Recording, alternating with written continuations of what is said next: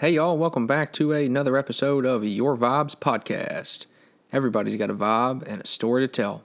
Here's this one. I hope you enjoy. All right, everybody, welcome back to another episode of Your Vibes Podcast. We're knocking out a bunch of them this week. I am here with a grizzly man himself, Mr. Cedar Ridge Outdoors, Mr. Warren Ashworth. How you doing, buddy? Doing pretty good. How are you? Good. Thank you for taking the time to come out here. I think you had mentioned maybe this isn't your first podcast to do, so hopefully, you know, the comfortability of the situation. I know I have a lot of people come in here and are a little nervous, but by the end of it, you know, we could have kept talking for another hour. It's just kind of how these things go. And you know, from the post I put on Facebook, kind of just looking for guests and interesting people around Dickson, you came highly recommended by a good buddy of mine that I went through leadership with, and I think we're going to dive in and get some really cool stories today. So we were just briefly chatting before, and Warren comes from California, and then he eventually wound up in Dickson and started an outdoor company, Cedar Ridge Outdoors, based in downtown Dickson. So I think we're really just going to get started and kind of get your backstory and build that up to kind of what you were doing and how you were operating and where you lived, and then kind of what led you to Dickson. Then we can kind of go in from there. So if you kind of just want to get started as far as, you know, maybe not from birth, but, you know, as far as you kind of started getting a feel and your vibe for life, you know, how did that start in California? I was raised by a kind of salt of the earth guy. You know, He was a cattle rancher. That's what my dad did for a living. He was a cowboy, cattle rancher. That's what he did. That's what he loved doing. And he spent a lot of time in the high country in California, up Yosemite National Park and stuff like that. Cool. And his big thing was he loved fishing alpine lakes, and that's kind of where my love for the outdoors started. You what know, kind of fish are there? Trout. Okay, cool. You know, rainbow trout, brook trout, stuff like that. Fly fishing and stuff? Yeah, fly fishing or just regular fishing with salmon eggs and hooks. But we'd hike into these big alpine lakes up, you know, 10, 11,000 feet of elevation and fish and hike back out. And, you know, that's just what my dad loved doing. So that's kind of where my love for the outdoors started. Absolutely. And after high school, I started doing a little bit of work in the construction industry and some for the Forestry Service in California. Okay. Doing some wildland firefighting, and man, the cost of living is just outrageous in California. So my mother had moved to Tennessee. Okay. And said, "Oh, you ought to come check it out here." So I came and visited and never left. Wow. So when was this? It was in '98. Oh, so okay. So you moved here in '98. Mm-hmm. Wow. And did you move straight to Charlotte or? My mom had lived in Thompson Station at the time. Okay. So, beautiful spot. And we really landed on Dickson County, not for any real reason besides just found some property out here and liked it and bought it. So you just bought a raw piece of property and built a house, or? Uh-huh. Okay. Yeah. Cool. How many acres y'all on? My parents have about 11 acres. My grandfather has 20 acres or so, and then I have about 6 acres. That's all. Oh, they're all right there together. We all kind of live right in a row. Little family commune. Heck yeah, that's awesome. Charlotte, so your parents retired, or they work around here? My mom still works. My stepdad's retired, and my grandparents are both still alive, and they're both retired. That is so awesome. So do y'all have any kind of in this little commune you live on? Do you have gardens or kind of outdoor activities, or do you hunt or out there, or how does that work? I do some hunting. I haven't been able to do as much as I used to. Sure. We all have gardens that we grow vegetables in and stuff like that. And we used to have our own cows and stuff, but one of the neighbors runs cows on our place now. Cool. So Angus cows, or? Yeah, he's got some of the red Angus and black Angus. So running around up there. Yeah, we've got a little cattle operation ourselves. We got a farm out Piney Road, and so we've got, I think, close to 95 walking around out there. We got 45 mama cows, and so we birth them twice a year, and it's a fun process, man. I kind of married into that business. Actually, it was nothing I'd really messed around with before until I met my wife, and really enjoy getting out there and working with them. Cows are a really unique animal, and obviously a big benefit to our whole society and food system and everything like that as well too. So so kind of just before we get too far away from it, so these California wildfires, do you still have buddies over there that were living there that had to deal with all that? Yeah, I still have a lot of friends that still work for Cal Fire out there. Okay. It used to be all different back when I was younger, but it's all Cal Fire now. So they get pulled from wherever they're at. A lot of them work in the bigger cities and stuff, and they get pulled out of the bigger cities, and they've been deployed on all those big wildfires and stuff out there. I bet that stuff was. Did you ever get into anything like that? Nothing major? real big. Okay. Fairly big fires where Absolutely. they had the airplane tankers and coming overhead and all that stuff. It's pretty wild experience. Oh, I can only imagine. Yeah, and it's an unfortunate thing because California, to me, I've been there a couple times, and it's just a beautiful state. I mean, you've got mountains, you've got plains, and you've got the beach. I mean, it's just this really neat aspect of so many, and especially for an outdoorsman. I mean, you've got so much opportunity and choices to kind of go out and hike or fish or hunt or whatever it may be, and given whatever anybody's thoughts is about the actual state and kind of its situation at the moment. I had some realtors on yesterday. We do like a little, just started like a little local real estate chat, real estate vibes or whatever it may be. It's just kind of about the market and what's needed and kind of where it's going. And there's actually a lot of people from California moving to Dickson, really. A lot of it's Nashville, Chattanooga, but those that don't really want to live in kind of those big cities are coming to Dickson. Yeah, I have some friends that have actually moved from California to Chattanooga. Some other ones moved to Oklahoma. So they're all. I have a lot of friends that have kind of migrated out here into the southeast and stuff like that. And a lot of them are going to Texas as well too. I mean, and not just individuals. There's a lot of people. I mean, a lot of companies moving out as well too. I mean, you've had some really major organizations just kind of pull up out of California and get out for a better economic standpoint for them. So yeah, and I get people ask me all the time, do you miss California? And I said, if you take everything else out of the mix, all the whatever you believe, what you don't believe, I miss the beauty that California has. I you can got the high imagine. Mountains, the seas. Yeah. It's such a pretty state. I'll never forget, flying kind of in. Sometimes you fly out over the ocean and kind of loop back around, and it was just real neat kind of seeing the plains, and then you could see the snow-capped mountains, and then 5 minutes later, however long, you saw people in their bathing suits on the beach, because you were kind of coming in low at that point. So you just really got to, even from the air, get to kind of experience just this awe of a really neat, diverse state for sure. So so you come here in the 90s, and what did you start doing like right when you got here?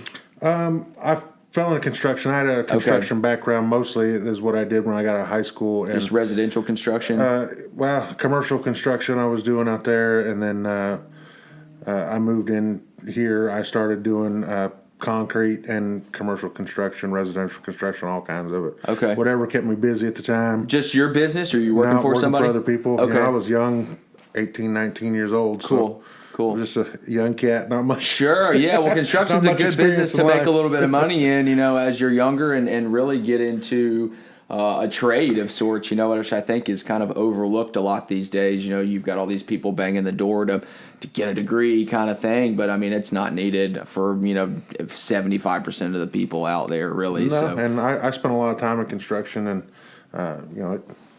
it's helped raise my family. So Sure, absolutely, and it comes in handy. Sure, I mean, down the line, me personally, I suck at fixing things. I pay people to, it's like a second college tuition almost for people to come fix stuff at my house. I'll fix the minor stuff, but yeah, I got too much going on, man. I love that. You gotta prioritize things for sure. So you're doing construction, and you've obviously loved the outdoors, and now you're in Charlotte on some property, and back in the 90s and early 2000s, Dickson was obviously a lot different than it is now. And this wasn't here. Sure, yeah, this hadn't been here for too long. I mean, a lot of Dickson was. I mean, the whole Thornton Drive obviously didn't come up until the past 6 or 7 years, and it's definitely grown. Yeah, and Main Street's had a lot of turnover, and it's really kind of starting to settle. And so when did you kind of realize you're in construction, you're doing this, you're doing that? When did you kind of realize to think I really want to kind of step out and maybe own my own business? And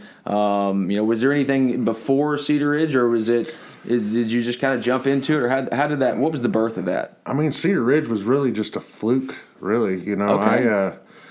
I spent while I was doing construction, spent a lot of time in working in the volunteer fire department here in Dickson County, and okay, kind of got into wanting to. I really had kind of that heart for that service. I really enjoyed doing it, and so that's when I went and got my EMT license and a paramedic license, and Okay. I worked full time on the ambulance. And I actually started for the county full time on the ambulance service in 2013, I think, and went full time in 2014. And so I went back to school at a later age. Okay. In life, went back to college and Cool. and got that stuff done. And Cool. that was just where I thought everything was heading. Absolutely. Yeah. And being outdoors and hiking has always just been kind of my recharge time. Cool. I go out in the woods and hike some trails or do some camping and come back and feel better. Absolutely. Get one with nature, you know what I mean? They does speak with you. I was listening to a podcast the other day about a guy that was a tracker, a professional safari tracker, and he told a story about when he spent 40 days. He kind of took this biblical sense of all these kind of spiritual teachers and Jesus and going out into nature for 40 days. So I think he said there was like 1,400 accounts of these spiritual leaders that ultimately at one point in their life would go out into nature for an extended period of time and just kind of, like you said, recharge, find out kind of who they are. And that's a huge deal. I think a lot of people, take that for granted. Is they're always behind these screens or indoors or working in a cubicle or whatever it may be, and they don't really take the time to kind of get out there and find out who they are. Yeah, one of my favorite people in history is John Muir. He spent a lot of time, especially within California, the Sierra Club and setting, his work with national parks and stuff like that. But, he's got some pretty good quotes that are actually ring pretty true, and it's spend some time in nature and wash your soul clean. Yeah. Or, I'd find myself heading out just to find out that I was heading in. Sure, absolutely. You go within, you realize like who you are as a person internally and what you can deal with. And as innocent as the camping trip may be, you're obviously out in nature, and there's situations and opportunities that arise that typically wouldn't obviously in your day-to-day life, and you kind of find out a little bit more of kind of what you're made of. Yeah, and it strips away the distractions and the, it's a little harder these days. Everybody's got a cell phone. Absolutely. You can do whatever you want on these days. So, but it for the most part strips away a lot of the distractions and, especially when you're laying in the woods at night in a tent sleeping and, you hear the animals in the woods and this and that, there's not much to think about except sure what's going on with you. Yeah, exactly. Let's clear some shit up with ourselves right now. Let's while nobody's here to text me or call me or bug me or need something. A lot of people spend the majority of their day just fixing problems. They don't really get to tap into that kind of creative side of who you are and kind of what you're made of and what you want to do, really. So we've kind of, I guess now we've kind of touched on the paramedic. Before we get into kind of the nitty gritty of Cedar Ridge, Josh, like I said, who suggested you be on here, told some stories about the boo-boo bus. So before we get too far away from it again, let's I guess dive into that. So you said it was the paramedic van, or what was it? Yeah, paramedic. I still work full time as a paramedic here in Dickson County, and I mean it's a crazy job. You go from, it can be anywhere from a stub toe to, somebody's world falling apart. Absolutely, absolutely. It's a ride, man, and sometimes you get some crazy stories, some stories that you'd rather forget, and sure. It's just sure. I mean, so do you have one that really kind of, obviously not really naming names or whatever it may be, but is there, maybe something that kind of stands out to you as far as one of those moments that was like, oh my gosh, I can't believe that just happened, or that I had to deal with that, or something along those lines? I mean, really, I think that the hardest ones that get you are like, these bad car wrecks and stuff that you have to go work, and those are the ones that really kind of stick with you over time, Absolutely. Especially working here in the county where you live, you drive past all these spots all the time, and it definitely keeps it on your mind. And I mean, I try to take the good stuff and hold on to that. Absolutely. And kind of let go of the bad stuff, and I think EMS gets overlooked a lot. And I mean, I don't think that it's not that we don't get, credit that we deserve or anything like that, but just kind of, I don't know if people really understand, how much they have to deal with. On the ambulance, we deal with, like I said, it can be anywhere from stub toe to somebody's complete world coming apart, Yeah. you know, because somebody has died or Sure. something like that, you know, and it's, you know, we're not anything special. They don't give you training in school to do. That's what I was going to ask. You Is know. like when you're going through your training, obviously, I mean, same with police officers or whatever it may be. There's obviously a lot of real intense physical and emotional situations. Is there? So when you're going through, kind of obviously the precautions and the, you know, I don't really know the terminology, but kind of the first aids and the steps you're supposed to go through in certain situations. Is there any kind of like emotional type of training at all, or bedside manner? You know what I mean? I mean, they teach you a bit on bedside manner and stuff Okay. like that, but you know, for a long time, the culture in EMS and fire has always been suck it up. You know, Okay. just, you got problems, everybody's got problems. You know, just suck it up and go on about it. You know, Yeah. That's always been kind of culture, and it's really been nice lately because that's kind of been changing. You know, Good. with the mental health side of things, and, Cool. and with first responders. So. So what are they something doing great. kind of in that realm? So they got one of the big things that they got, and I try to donate to it every year. It's a Code Green. Okay. And it's just for mental health awareness and first responders, suicide prevention and stuff like Okay. that. You know, first responders run a pretty high risk of suicide. I can imagine. And things like that, you know, so it's a tough job, you know. Sure. People get into it and like, oh, lights and sirens, you know, we're going fast and stuff like that. Sure. But it's a hard job. You have to deal with a lot of stuff that they don't prepare you for, and you frankly could never be prepared for. Oh, I can only imagine. I mean, and given this town, like you said, I mean, it's a diverse place. You know, there's not necessarily a huge drug issue. There obviously is. So I'm sure you may deal with a little bit of some kind of overdose stuff or whatever it may be. Yeah, I mean, it's just you know, and then obviously one particular area that I know of was the interstate ramps over there off 46 before they were redone. I mean, there was a whole lot of action that went on out there as far as wrecks and big trucks and stuff like that as too. So when you go through that kind of stuff, do you find yourself, I mean, I don't know if it's ethical or against HIPAA or however it works, but do you find yourself maybe trying to keep up with those families that or, you know, maybe not necessarily stay in touch, but I mean, obviously they'd probably stay on your mind, but is there, you know, what do you do to kind of cope with that or transition from that? I mean, I haven't really tried to stay in touch with families and stuff. There Sure. was, I mean, you always wonder. Absolutely. You know, you always have that. Absolutely. You know, hey, I wonder what happened. And sometimes you hear, sometimes you don't. It's been a long time ago now, but we had a boy that fell through some ice, and man. he was underwater. We don't know how long he'd been under, and we got him out and actually got him back, flew him to Vanderbilt. And the last we had heard was, you know, they were kind of worried that he might have a brain injury, and they said that he ended up coming out just fine. So, Well, you fell through ice here in Dixon? yeah. Where was that? It's been years ago. Okay. Was it just on one of the lakes or something? A And he little was pond, okay. you know, and it's just things like that. You're like, you hear little things, Sure. but you don't really know, and it's Sure. like, man, I wonder whatever happened. Sure, you just You kind know? of hope for the best for him. So what'd you have to do? Did you have to put? I mean, did you just go out there in your gear and grab him, or did you have to go under? Or? Well, actually, one of our great deputies in this county had actually got him out, and Cool. We went from there. So Just got him out and flew him to Vanderbilt, and Yep. as far as you know, I mean, he's worked on alive at until the least. helicopter got there, and the cool. helicopter took over from there. So Wow. Do you ever? Do you ever fly the helicopter or get in the helicopter with him, or is no, it? Okay. I've heard stories. You know, they had a time where life flight and air vac and stuff wasn't as I guess around as much as they are now, and they Sure. used to have to get Blackhawks from Fort Campbell. Oh wow! They call I it didn't tiki realize- mast, and they used to Tiki come down mast.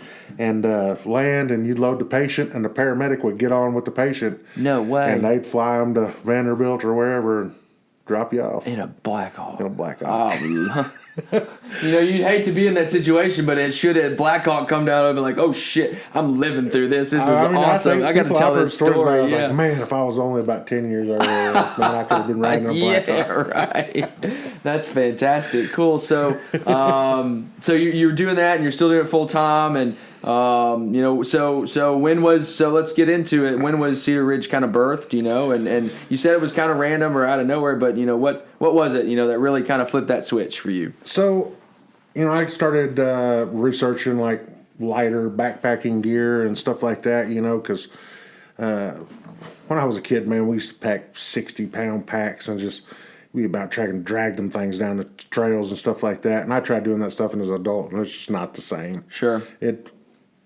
things move slower, joints hurt more, backs hurt more. So I started researching some lighter stuff, and man, when you start talking about down, sleeping bags, and all these lightweight, ultralight things that they make now, man, it starts costing some money. Absolutely, absolutely, yeah. It's kind of less is more almost, and people know that, and to make a quality product that not only, keeps you warm, but keeps you dry and is movable and breathable, there's all these different aspects that go into it. So you were unable to find what you're looking for? Well, yeah, I just didn't really have a budget for it, Sure. Public servant salary, we don't make a bunch of money, and, I got 5 kids at home. Oh my goodness! You're gonna repopulate Dickson. That's incredible.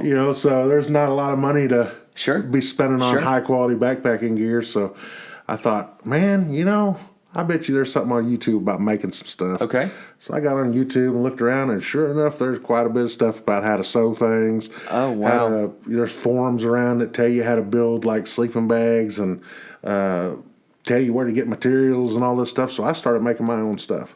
Okay. I made myself a tarp. Okay. It was my first thing that I made, which is, we still have it. It's absolutely atrocious looking.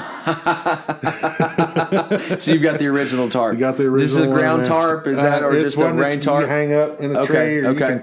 You can stick it up with branches and stuff and tie it off to the ground. And cool. It's pretty rough. Cool. But and then I made a hammock. Okay. And then I made a quilt, what now is what we call our quilts. So it was a variation of that. Okay. And then I made a lot of bags in between practicing and stuff, sewing.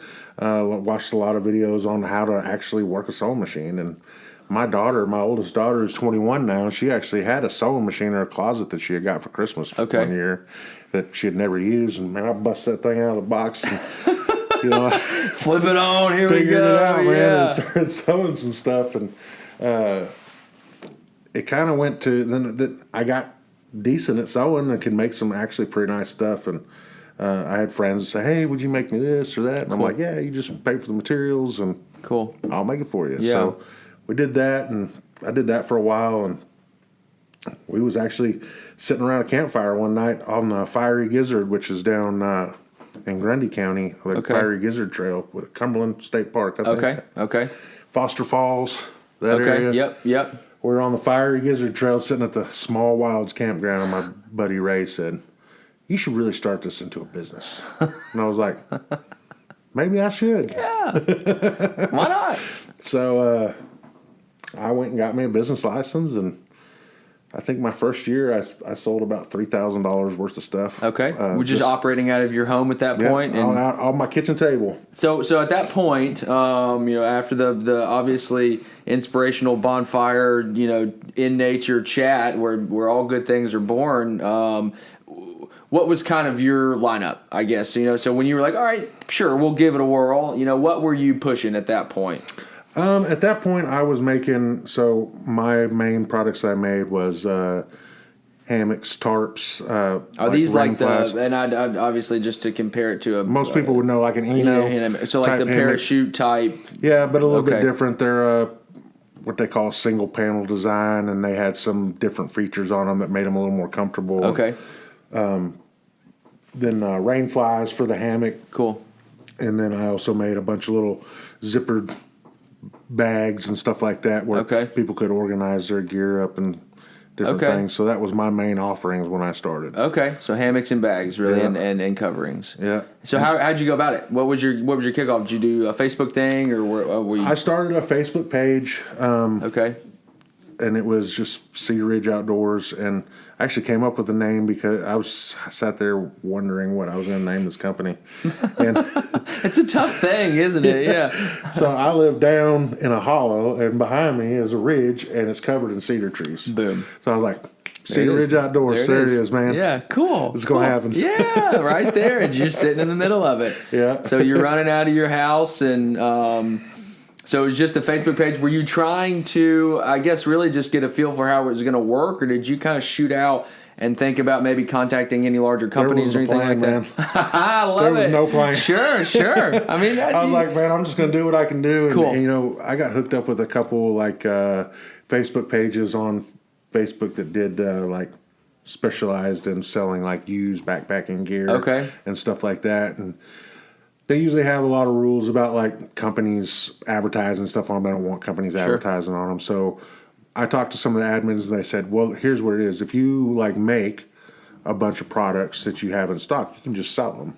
Oh, cool. You know, we'll let you sell them on there under your company's name. We'll let you sell them, but no like advertising and this and that. Absolutely. But you can sell like pre-made products on there. So I did that and got busier and busier, and I started making down like underquilts and what is called an underquilt, which hangs underneath the hammock. Okay. So it keeps your backside warm when you're in the woods. Okay. And then we have a top quilt that goes on top. Wow. And so I started making some of those. I just, as I could afford it, I'd buy some material and some down, and I'd sew up some and sell them. And so I started getting people like hitting me up. Hey, they look awesome. You know, can we get you to make us one? And yep. And I got busier and busier. I was like, man, I need some help. Yeah. So my buddy Richard, who we've been friends for a long time, we went to paramedic school together.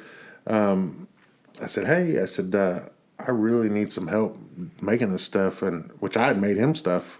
And he says, I'll come help you. And so he started helping me, just getting stuff done, and we just became business partners. Okay. In it. So it was me and him in my living room, kitchen, and dining room. With 5 kids. You got a bunch of animals around, or you got dogs and cats and stuff too? I got a dog and a cat. Okay, so you've got quite the show going on over there. Okay. So we're just, you know, hammering away at the stuff and trying to get it done. And, you know, my wife would be, dinner's ready. All right, we'll clean all this stuff up. Sure. Move it out. Get all these damn feathers out of here. Yeah. You know, I was stuffing down quilts in my hallway bathroom in the bathtub with the shower curtain drawn. Oh my god! Because that stuff goes everywhere. Oh, I can imagine. It's so lightweight and just floats around everywhere. So I do it in there because I keep it kind of contained. And I can clean it up. Okay. So you were making quilts and things in a bathtub at your house. That's so awesome. Cool. So you two join together and kind of take a look at this as far as, you know, you having this full-time job. So what is I'm friends with some firefighters as well too, and I know that kind of schedule is like 24 on, 48 off kind of thing. Is that what you were looking like too? That's what it is, 24 on, 48 off. Okay. So I work my 24-hour shift, and it's still the same way today. I work my 24-hour shift, and then I'm in the shop for 2 days. It used to be 7 days a week. My wife shut that down. Okay. Weekends are... Sure, absolutely. You got to have that time. I mean, I completely understand, you know. So I'm home on the weekends. Cool. If there are times where, like, I really got to get something done, I'll run to the shop for a few hours on a Saturday or something. But for the most part, weekends are at home. I don't do any work on the weekends. Good. So. Well, it keeps your sanity too, you know, and it keeps the home life good, because if the home life's, you know, got some struggles, it's going to kind of reflect into everything else, and you got to have this kind of symbiotic relationship with everybody. And well, that was a tough one to learn, because, you know, my wife, she says, you know, you got a lot of projects and a lot of hobbies and all these things, and nothing ever seems to get finished. And you know, so she was very skeptical. In the beginning. I can imagine. Like, absolutely, it's just a hobby. Like, just cut it out, man. You know, spend some more time with the family, and you know, so. We didn't see eye to eye on a lot of things when it was starting, and it caused a few problems. But, absolutely. I mean, now we're here today. It worked, like, you know. Like, whatever. Cool, yeah, great. It's bringing in money. Sure, yeah. It pays for some vacations and stuff too. I mean, I completely get it. I've run into the same issues as well, and you know, once those hobbies kind of, you know, I time is obviously the most valuable asset you know, on Earth, and you know, making that decision to shed some things or take on something new, or you know, deciding when enough is enough on something, I completely understand, because you know, there are decisions that have to be made within the family, and to follow kind of your passion or what drives you is something that having compassion and consideration for everybody else involved is a tough process. But it seems like it succeeded, and so it's you two guys there. Kind of, I guess, step back from why you started it as far as pricing goes. So how are you, when you started it, your main driver was obviously quality, but also, at an affordable price. So kind of how did you, I guess, meet that niche, when you started the business? So I had to learn a lot about business when I, started this. There was a lot that I didn't know. Sure. There's a lot that goes into business that. And the more you find out, the more you figure out you don't know, so it's just kind of just this rabbit hole. Yeah. So I talked to a lot of people and listened to a lot of people that had experience in business and experience running businesses. And, I kind of was like a sponge when it came to business, just trying to learn as much as I could, and I'm still learning. Absolutely. I still got a lot to learn when it comes to business, and one of the things I heard a lot was there's different markets, that you reach. There's you got your high cost, high quality stuff that that you don't make as much of, but it's really high, it's high quality and it costs a premium. Then you got your run of the mill. You're making more of it. It doesn't cost. It's a little bit cheaper, and you can get a little bit more out. And then you got your lower quality, which is mass produced, low cost. Okay. It doesn't cost a lot to manufacture, and you're doing lots of volume. Okay. And so when they were explaining the thing, they said, you're not that high volume guy.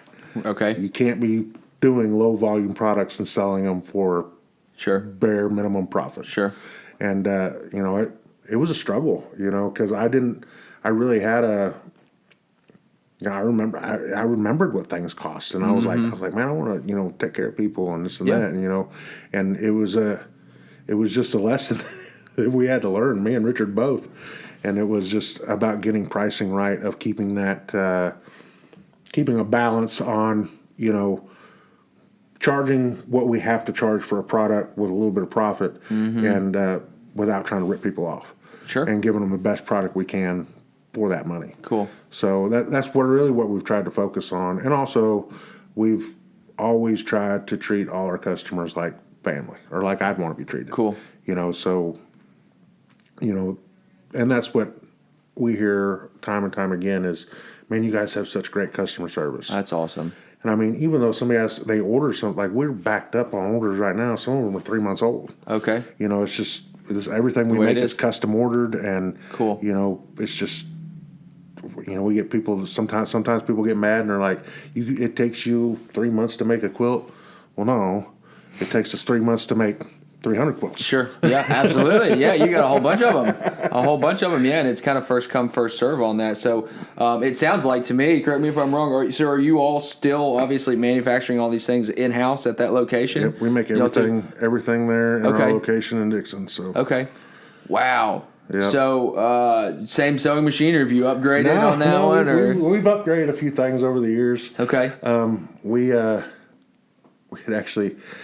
When we moved out of my kitchen, we moved into a 12 by 35 shed into my backyard. We run power out to it, and me and Richard stood in this thing and looked around. And we're like, man, this thing is huge. Yeah, we're never gonna fill. We're not in a bathtub anymore. We're never gonna fill this shop up. It's so big that lasts about a month. No way. Good. Cool. Okay. Yeah, and we stayed in there for about a year. Okay. And a little over a year, and we really started. Me and Richard talk all the time about, there's always been times in this journey where we've had to make a decision, and it seems really hard to make that decision. And we talk a lot about it, think a lot about it, talk some more about it, argue about it, get mad, come back over some beers, and talk about it some more, and it always seems like we made the right decision, and we've been better for it, So that's been great. We actually moved into our shop in Dickson. We started in there January 2nd of 2019. Okay. So is when we moved in there. So you moved in, and how big is that space? It's 1,600 square feet. Okay.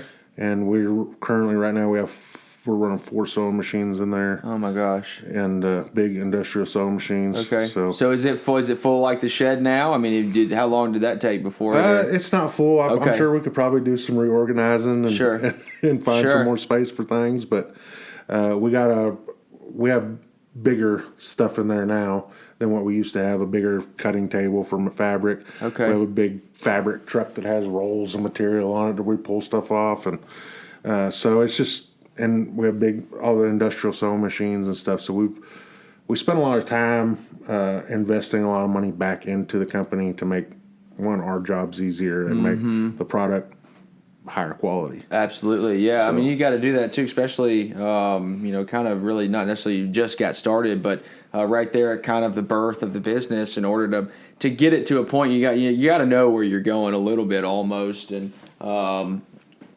to get it to the point where you can kind of delegate, whether that be to a person or to a machine, making your life harder or easier obviously allows you more time with the family, or, maybe to kind of operate on a little bit of the creative side. I've had the conversations of entrepreneurs that those decisions you were talking about, those hard ones of where am I at in this business? Do I want to remain doing the kind of the day-to-day stuff, or do I want to kind of operate more on the creative side? And you got to kind of break up that rhythm that you've been in for a while and invest that money. So I guess on that topic of you and making these and the innovation portion of it, what about field testing? I mean, how does that look in your space? So a lot of our field testing was done by me and Richard initially. Cool. I spent a lot of times out really cold nights in the woods, Mm-hmm. Yeah, hey, it's going to be real cold tonight. Let's get the gear and let's go out. Down in the 10s, 0 degrees, out just testing stuff. And then as we kind of grew a little more, we just fed a lot of gear out to people. We really tried to stay really engaged with our customers and stuff, like, hey, give us feedback. Cool. Like, if it's good, let us know. If it's bad, let us know. Sure. If it needs to be fixed, let us know so we can fix it. Mm-hmm. We can't fix it if we don't know. Right. If you see a problem or a design flaw, or it didn't keep you warm or whatever, we want to know about it, and we're going to make it right. So that was always our plan. Always our vision. Mm-hmm. And so now we've gotten feedback from people, and we have brand ambassadors and stuff that are out in Canada. They're cool. Using our stuff and pushing it to the absolute max limit. We've had stuff at Everest Base Camp. Wow, no way. Yeah. That's phenomenal. Ain't quite made it up the mountain yet. Sure, hey, but you're at the damn mountain. That's close enough. That is crazy. So get it. I mean, so you've grown it enough, and you kind of made friends through these Facebook groups, and obviously probably ran across some people on the trail or whatever it may be. So how did you snag those brand ambassadors? The brand ambassadors are actually a pretty new thing this year. One was a girl that reached out to us. She's in Canada, and she does a lot of photography, and she also does a lot of hiking. And so it was kind of a relationship that kind of made sense. Like, I don't have time, and I'm not a good photographer. Absolutely. To be taking pictures all the time and this and that. She is a good photographer. Cool. And she spent a lot of time in the outdoors, so it was kind of a perfect situation. A perfect relationship. Mm-hmm. She sends us pictures and this and that, does a lot of photography and stuff for us. So, and then the other guy, his name's Nick Cornett, and he's got a YouTube channel called The Wandering Kiltsman. The Wandering Kiltsman, okay. Yeah, and he's hiked the Appalachian Trail. So is he Scottish or? I don't know if he's Scottish or not, but he does wear a kilt. Okay. All over the place. That's awesome. He's got a big old beard. Cool. It's not red. It's black. Okay. Okay. He could be. Okay. He does hike in a kilt, and he's hiked the Appalachian Trail, the Continental Divide Trail, and this year he's hiking the Pacific Crest Trail. Fantastic. Which is what they would call the Triple Crown of hiking. Okay. So it's the 3 longest trails in the United States. The Appalachian Trail is... And that runs from Georgia to Maine. Okay, and then I couldn't tell you how long the Continental Divide Trail is. It's pretty long. And sure. Then and that's in Colorado, right? Yeah. And then the Pacific Crest Trail goes from Mexico to Canada. So okay. Wow. Up the West Coast. So he just has this YouTube channel. Is that like, and then monetizes that, or is that? Yeah, and then he also has does some Facebook and Instagram stuff, and he Okay. also hikes for veterans awareness, Cool. and stuff like that. He's a super solid guy, man. He's such a nice guy too, and he actually bought both of his quilts that he has from us. He bought himself, and it was just. We kind of asked him if he wanted to come on, and I tried to send him gear. He's like, "No, man, my stuff works fine." And Wow, like, the stuff that he originally bought. Yeah, so we ended up making his dog a quilt. Oh, no way! So his dog goes with him on the trips too? The dog's going to go with him on the PCT. There's parts of it that he can't go. Sure. But what he can go, the dog's going to go. So we made the So dog what'd that a quilt. look like? Was it just like a little... It's just a square, like, quilt. That's You know? awesome! You know? Cool! That's really, really cool. So are you seeing that kind of turn into... obviously, that's bringing in different potential opportunities. Are you seeing those two ambassadors really kind of drive business, or I mean, how's that looking? What I've really seen is they help in our social media presence, especially with Instagram and stuff like that.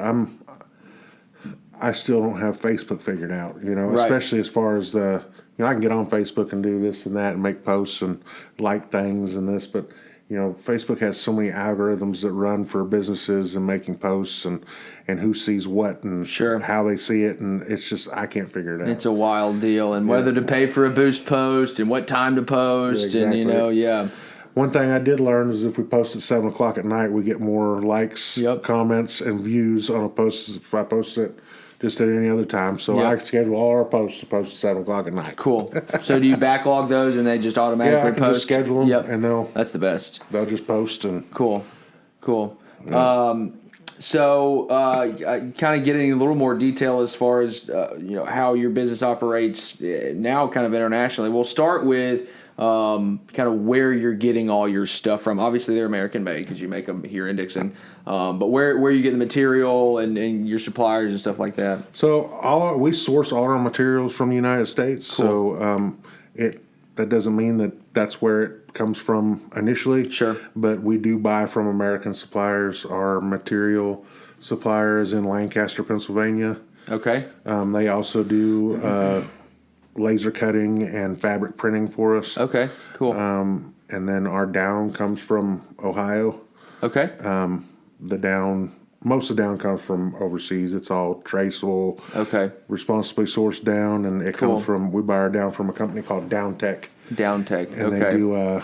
Does that come from a chicken? I mean, where does the down feathers come from? Goose or duck. Okay. Is what it comes from. Goose down or duck down. We use both. Okay. In our shop, they actually do a coating on the down that. One of the bad things about down is that if it gets wet, it's done. Mm-hmm. This stuff, you can take a handful of that down, stick it in a bucket of water, pull it out, it's dry. No way. Yeah. So what's is it just like what is it?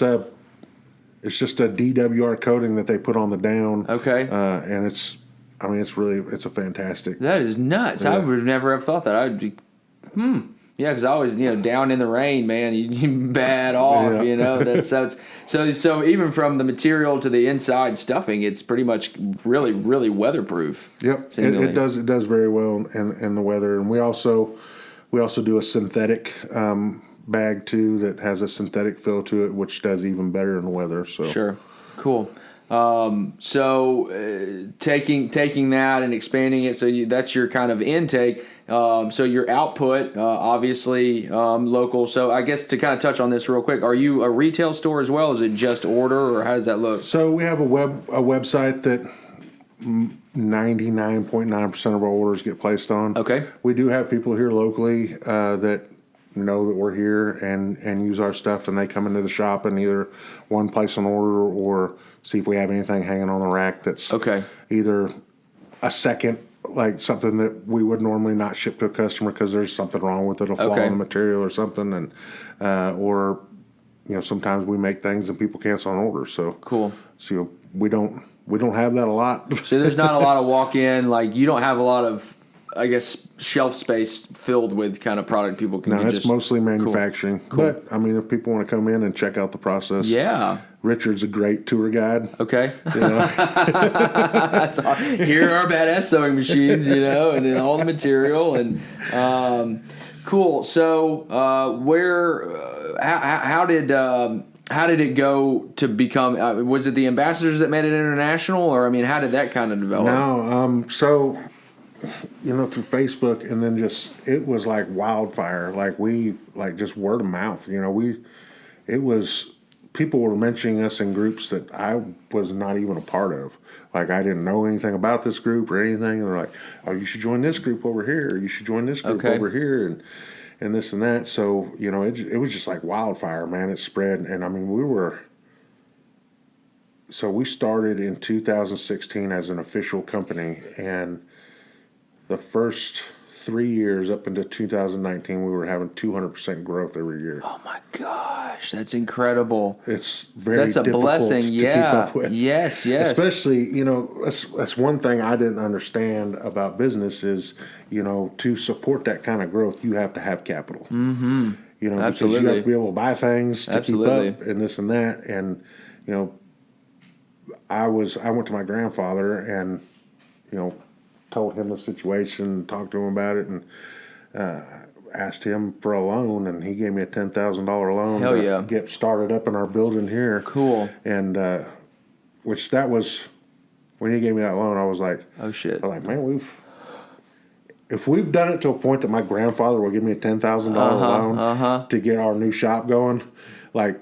My grandfather doesn't do that. Okay. So he really believed in what was going on. Yeah, he really did, and we made him a quilt too and gave it to him, and he was like, man, this is so awesome. Cool. I'm so proud of you. Which we paid him back now with his interest. He sure. Loan, so it was a legitimate loan structure. Loan, for my grandfather. We made monthly payments to him and got them all paid back. So it was great, And I bet that made him so happy too. Yeah, he was. He's all the time. He asked me all the time, how's it going? Good. The man, we're covered up. That's awesome. I made a great investment. Yeah, that's fantastic. So this is kind of blowing my mind. So this thing, an international business with an American-made product, here locally, really was birthed from just Facebook references, seemingly. Pretty much, yep. Wow. Word of mouth and. That's fantastic. Mm-hmm. That's fantastic. So where is it going?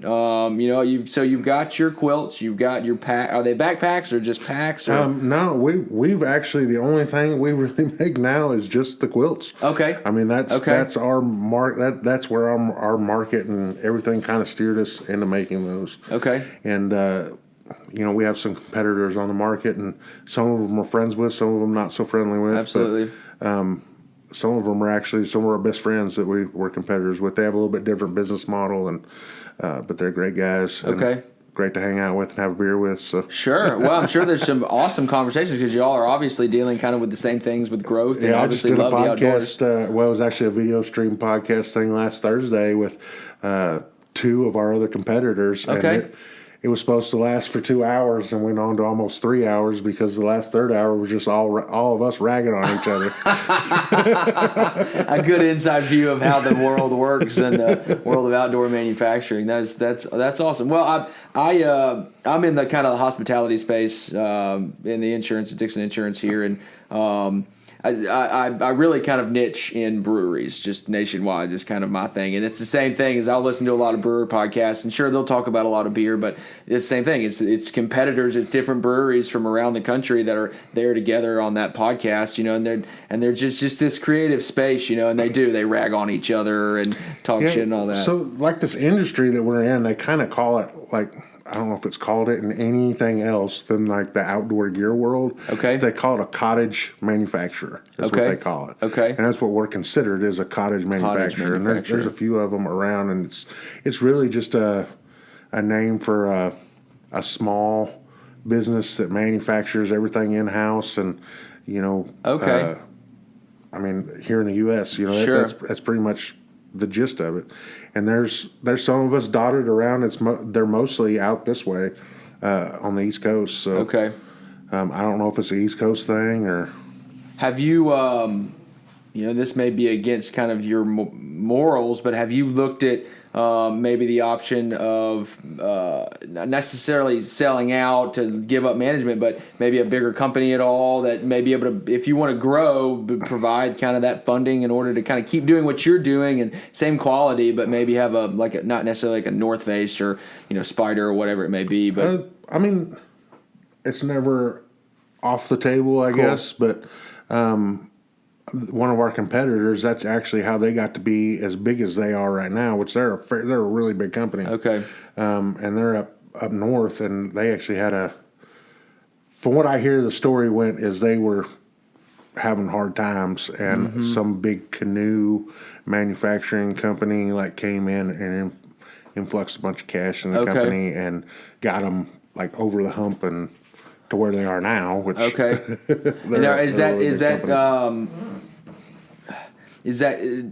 they run into any issues of this company tightening down on how they operate or trying to direct too much or? Not that I know of. I mean, I know that when companies get bigger, quality control concerns become quality control becomes a big concern. Sure. And I know they had some issues with that, and then that they have worked to fix those and stuff like that. And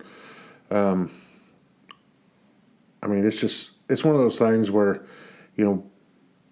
if you're in business, growth is always the goal. Yeah, if you're not growing, you're dying kind of thing. Yeah. You always want to be going up, you know, and so that's always our goal is to keep growing and grow along with the demand and try to keep our quality as good as we can keep it. Okay. And which we've done a really good job. There's been issues that we've had where we've missed something and, customers say, hey, I got this and it looks like this, or I saw this on it. And, we usually try to turn those around really fast of making them a replacement and getting the right product to them. Or, okay. Some people are like, hey, it's not that big of a deal with me. If you want to refund me, send me a refund. I'm cool with that. And, yeah, whatever, man. We'll take care of you. Whatever's going to make it right by our customer. Yeah, whatever makes you kind of say some good things about the company and keep that reputation going. So Dickson, has it been kind of, so obviously, like I said, not necessarily a huge retail exposure, but has Dickson kind of been a good environment for you guys to operate? Yeah, we love it. I mean, we actually love where our shop is. We're kind of right there downtown, but kind of off back a little bit from downtown. Sure. So lunchtime's great, man. So many options. So many options of some great lunch, a little bit of everything. Back alley, House of Brews is right around the alley from us. That's awesome. Yeah, and Little Bite's moving. Yeah, they're going to be right across the street from us. Yeah, I was going to say.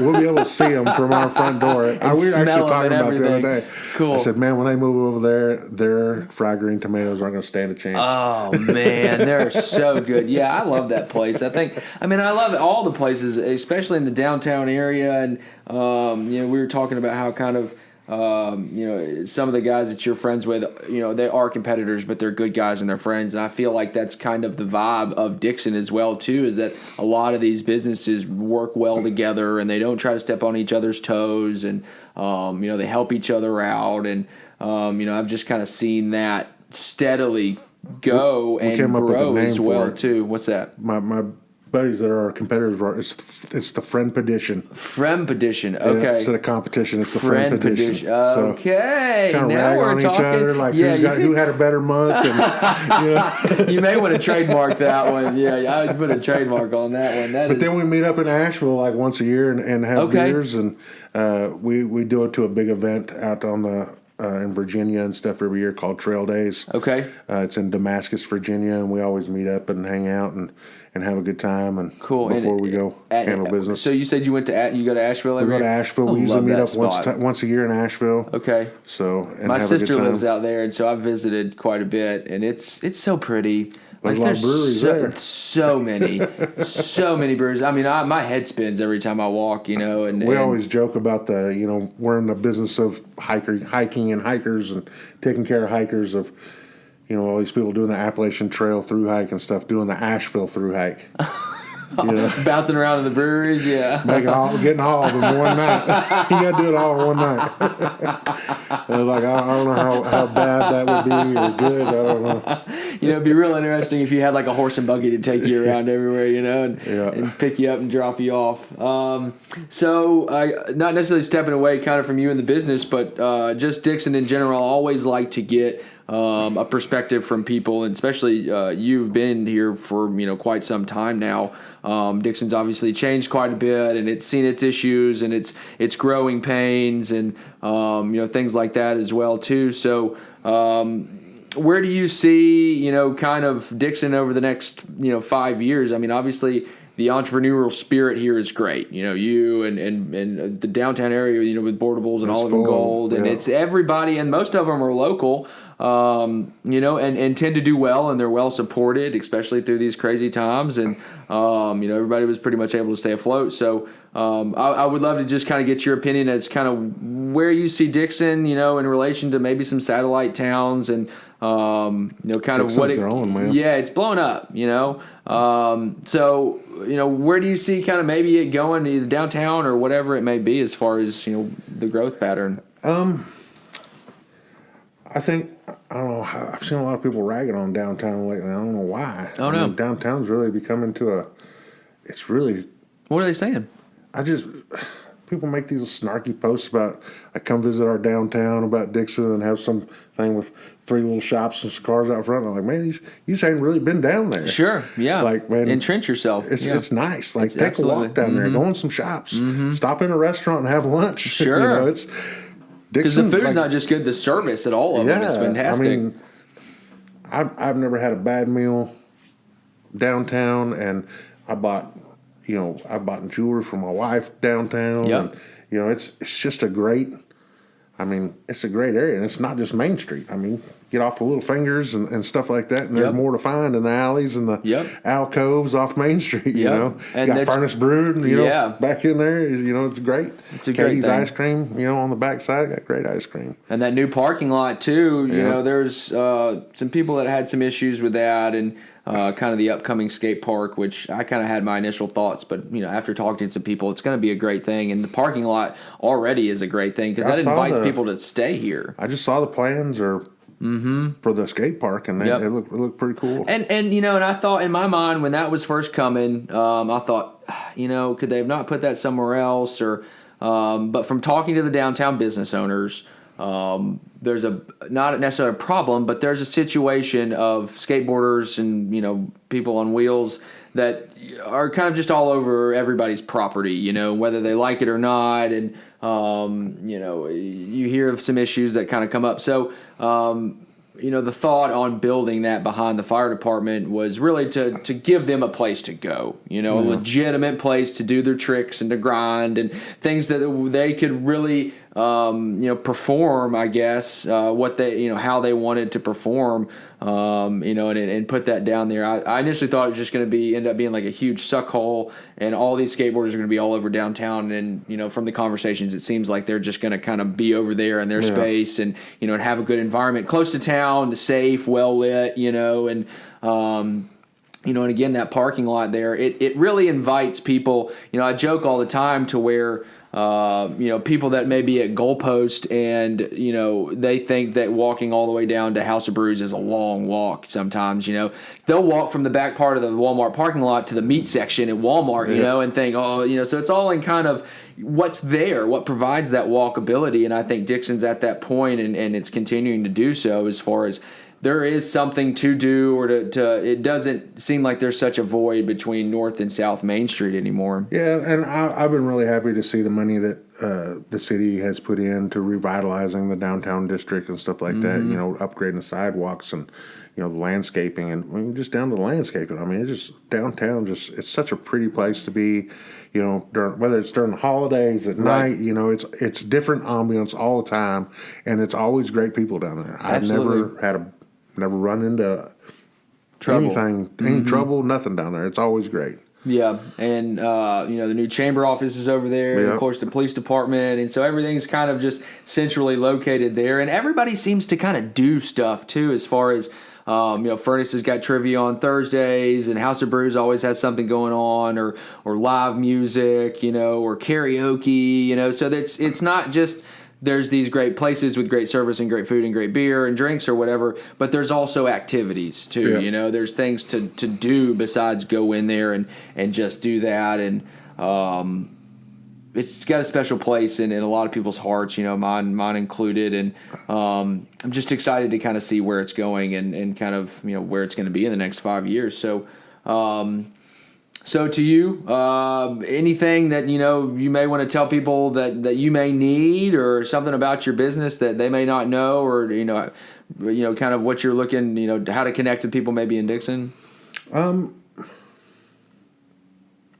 It just is what it is. Yeah. It just is what it is. We're kind of, Are you planning any kind of maybe showcase at all? Like a We keep talking about Old Timers Day, because we got that parking lot that's out in front of us that is actually part of the lease that we have on the building. Like, it's included in that. So That's that awesome. whole parking lot that's in front of us is with that building. Okay. And of maybe just setting up a thing there in the parking lot one year at Old Timers Day with some hammocks and some different stuff, and just, maybe a little lounge area or something for people to come by and hang out. And use it's your hard products though, because we have hammock stands, but you gotta hold on to them when people sit in. So once they get in them and there's weight on them, they're fine. Right.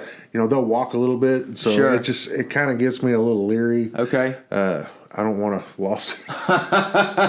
we go to trail days every year, and we have a hammock stand set up and all that stuff. People climb in and out of them, and they're all people that are through hiking the Appalachian Trail and stuff like that. So they understand how to whatever, get in the man. dang They're just thing. jumping in them. Yeah. I think Old Timers Day would be a great time for that, and that what a wonderful tradition that Dickson has as well too, as far as really, really shining a light on not just the history of this town, but where it is now in the present as well too, and allowing an opportunity for these local businesses and outside businesses as well to kind of come in and showcase themselves, or have a booth, or have a tent, or I know a lot of permits get approved during that time, or during a St. Patty's thing like this weekend. A lot of places are able to they'll block off Main Street or part of it, and they can expand their business to the sidewalk or out into the street or whatever it may be.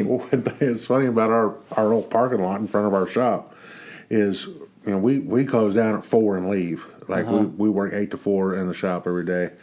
And if I have to swing back by there at 4:30 or something to grab something, that parking lot is already filling up. Oh yeah. And then by 5, if it's by 5, it's full. You ain't getting a spot. You got to find another place to park on that one. So That's awesome. It's just amazing that how downtown transforms from the day you got business manufacturing what we're doing. You got the boutiques and stuff. Some of them are printing shirts. Goalposts is down there doing everything. I mean, they do so much stuff in there. They're so busy all the time. Yeah. They do all our hats and stuff for us too. So I mean, they do whatever you want in there. And then it kind of transitions into this night spot with restaurant, and you can grab you a good drink, some good food, and it's just amazing how it just kind of morphs itself. Right. Yeah, and it's cool. You're absolutely right. Whenever I go downtown to eat lunch, there's a certain crowd there. You see, it's a different atmosphere. A whole different atmosphere. I mean, literally, in the most perfect way, way to say it is it's a night and day difference. Really, I mean, you really do get. Not that it's good or bad in either selection, but you're right. You do get kind of the lunch crowd, people who are in and out, and there's some great, really quick lunch spots down there too that are fast serviced. And then again, you're right. You can have this kind of relaxing and romantic or exciting kind of playful night on Main Street. And it's you don't really see that in a lot of too terribly many places, and especially kind of with the camaraderie, or it's kind of almost the perfect size. It's not too big and too wild, but there's plenty to do for a night really. And Dickson getting to the point to where somebody from out of town can really come here and spend a whole day, not just downtown. I mean, they can go to Montgomery Bell or go to Hensley, or then go downtown and then go down 46, or go to Charlotte and kind of see the birthplace of Dickson and the real historic part of it. And I saw that Sweet Charlotte is actually looking at doing or starting to do a songwriters night at that new, which I think, and I have Willie Spate on, who's the king of Charlotte, at 2:30 this afternoon. And I'm going to ask him, but I think that building next to Sweet Charlotte is actually, I think, maybe one of the oldest buildings in Dickson County. I think it's like 200 years old or something like that. So yeah, do you know Willie?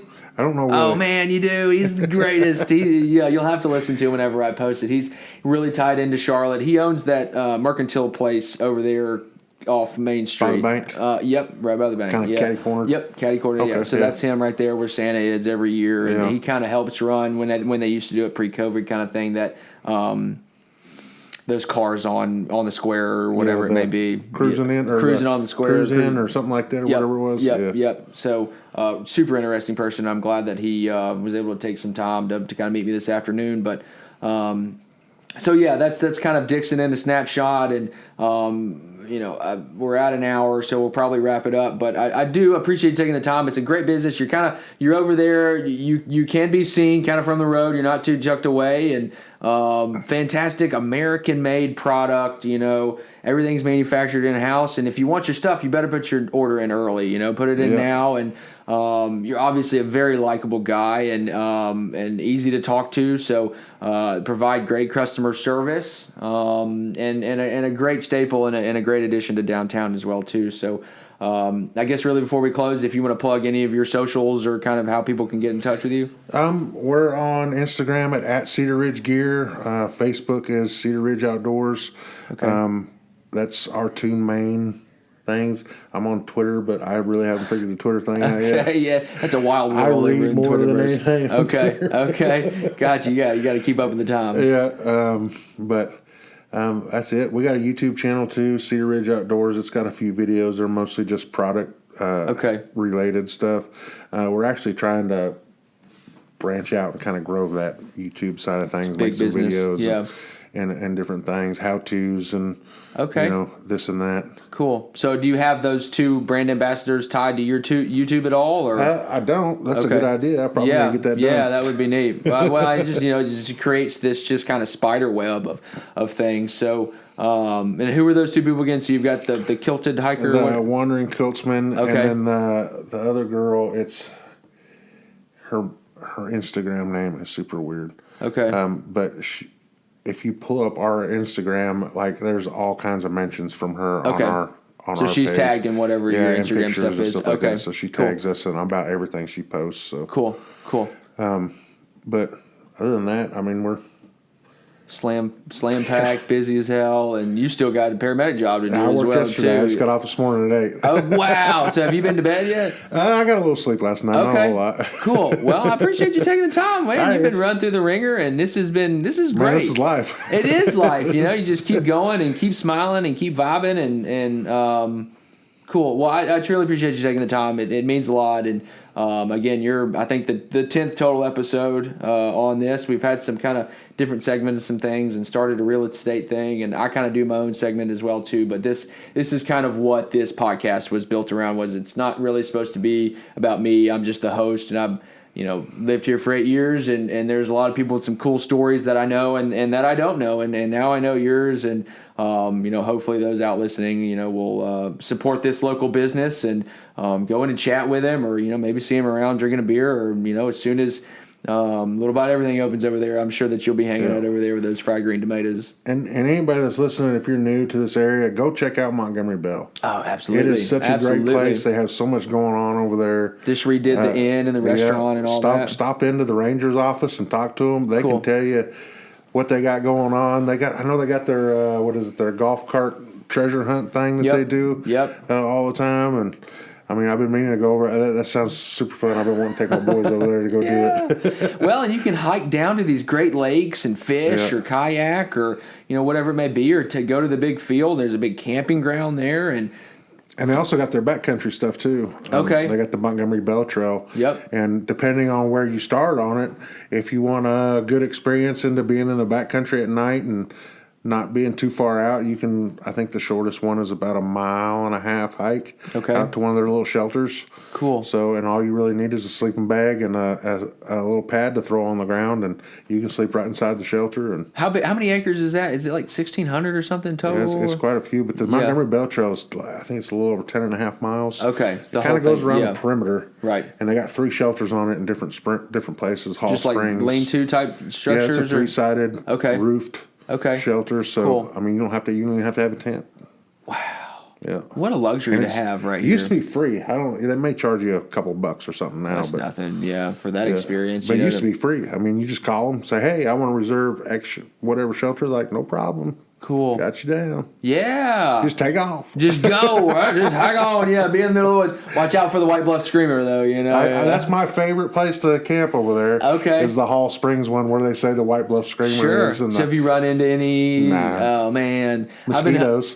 Big mosquitoes. That Hall Springs, man, they breed them big over there. Oh, my God. That's so funny.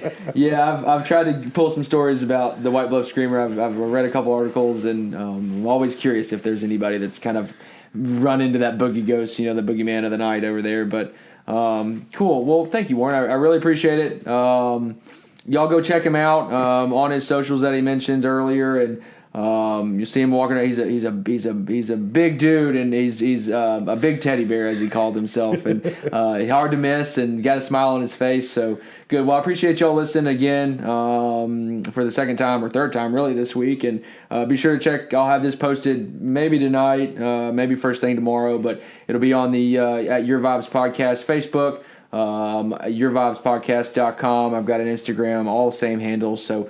Be sure to like, share, and comment. We love social media interaction. Just let us know your thoughts of what you liked, what you didn't like, what you want to hear more of, and tell your friends and family, because we got a lot more of this stuff coming with a lot more cool people, and we'd love for you all to kind of join us on this ride. So thanks again, and see you next time.